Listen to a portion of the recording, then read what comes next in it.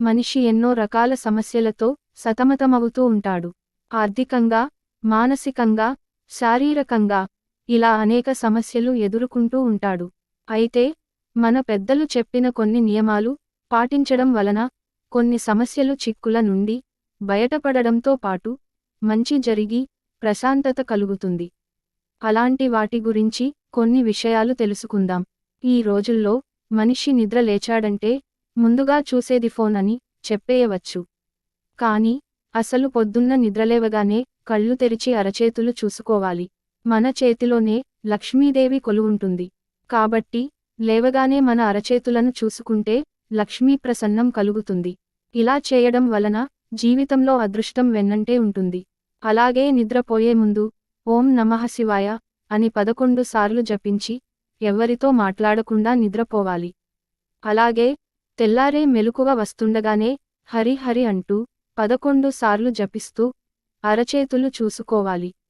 లేచాక ఇష్ట దైవాన్ని చూడవచ్చు. లేదా ఎవరి ముఖాన్ని వారు అద్దంలో చూసుకోవచ్చు. అద్దాన్ని లక్ష్మీదేవి నివాస స్థానంగా చెబుతుంటారు. కాబట్టి అద్దాన్ని ఉదయాన్నే చూస్తే చాలా మంచిదంటారు. మంచం దిగుతూనే 2 చేతులు భూమికి ఆనించి తల్లిలాంటి నీ మీద కాళ్లతో నడుస్తున్నా కాపాడు తల్లి అని భూమాతని కోరుకోవాలి. స్త్రీలు ఉదయం లేవగానే తులసి చెట్టుకి, అలాగే పురుషులు సూర్యునికి నమస్కరించాలి.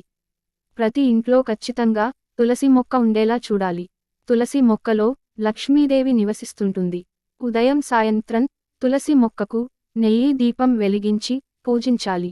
దీన్ని వల్ల అన్ని కోరికలు నెరవేరతాయని జ్యోతిష శాస్త్రం వివరిస్తోంది.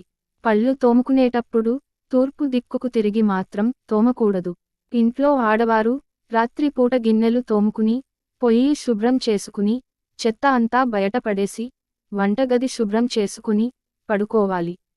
అలాగే పొద్దున్న లేవగానే ఇల్లు ఊడ్చి, శుభ్రం చేసుకుని, స్నానం చేసి, దేవుడికి నమస్కరించి, పొయ్యి వెలిగించి వంట మొదలు పెట్టాలి. వంట చేసేటప్పుడు మీకు ఇష్టం అయితే భక్తి పాటలు, స్తోత్రాలు పెట్టుకుని వంట చేయండి.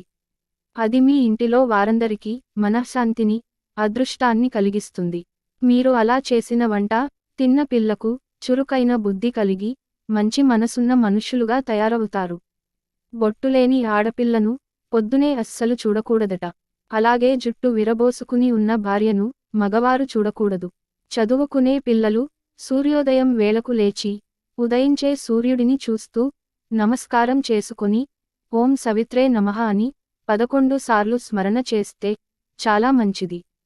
ఈ వీడియో మీకు నచ్చితే లైక్ చేసి సబ్స్క్రైబ్ చేయండి.